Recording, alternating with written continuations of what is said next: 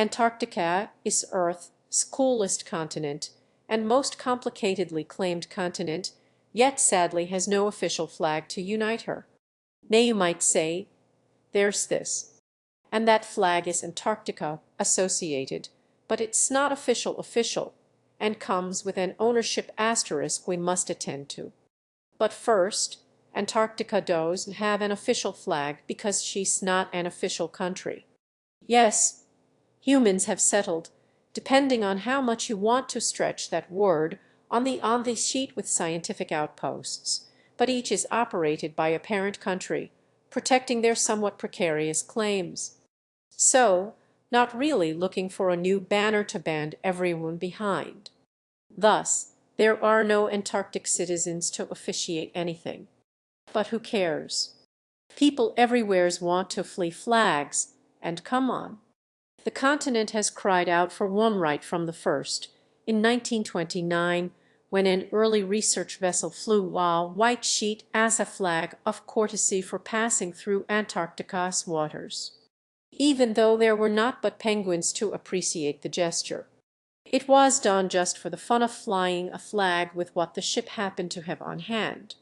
But since this rather literal representation of the snow-covered continent is not the most inspired design, it didn't catch on, and penguins only spotted it sporadically on subsequent ships. And it stayed that way until 1997 with a curious development, as a company, Multimedia Corporation, was developing a video game, the 3D World Atlas. And yes, for nerdy 90s kids, a digital atlas totally counted as a game. And it's a nerdy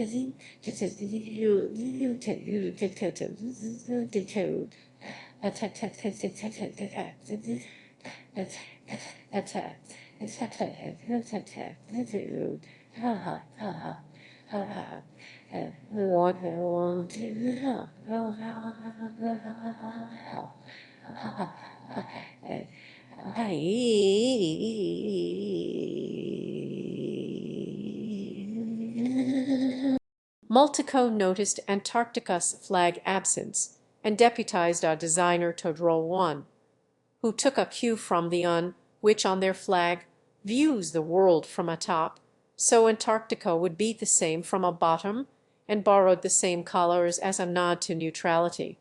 So it was through this game that this design debuted to young flag fans everywhere, including some who would grow up to end up on Antarctica. And it's a great flag. I'm not here to foot it. But its origin does raise some questions of copyright. Unlike the original white sheet, uncopyrightable, as it's nothing, and old enough to be in the public domain anyway, not so with the 97 design. And while its creator makes no claim to copyright, saying the flag is de facto public domain, but what usually happens when a company commissions content is the company controls that content's copyright. So, of course, on finding this out, one might think to email Multimedia Corporation about it. But they went bust, and now with no one to ask. it becomes a question of who could claim the copyright. How hard could that be to find out? And in this moment, standing at the threshold of a research question that could easily cost months of my life, I swore to myself, this will be a short script. For serious this time, Grey. So I just let myself do a bit of basic binging. That sounds very strange to say. Antract Multimedia Corporation and their unbingable name through to potential lines of ownership. One through multiple corporate asset acquisitions and name changes that ended up in a multi-company that seemingly has nothing to do with video games. And the other line led to Biagio, everyone's favorite developer dedicated to the electronic arts, who was the original distributor of the Atlas. Under what terms? I didn't ask, because I did not wish to open their evil eye upon any of this. And doubtless neither of these companies have heard anything about the Atlas and its flag, so let's all just promise to keep it that way, shall we? Great.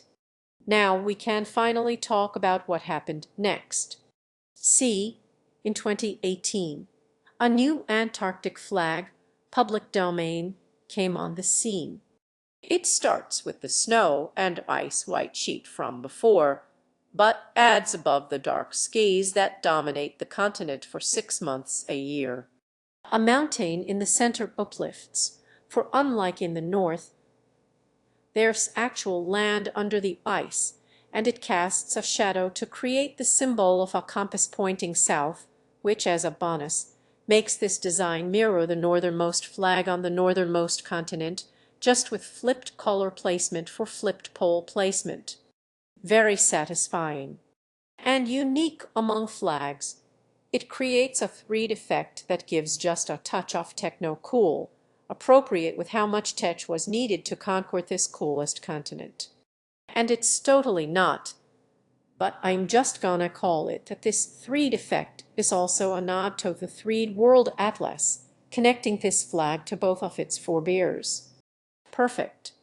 I could talk about flags all day, but I swore to keep it short, but I just wanted to let everyone know that when you spot this rare flag, it is of Antarctica, so that for anyone watching this video there, when you see your flag fly high, let you know that others know how awesome it is and have that brighten a day out of 6 months of dark.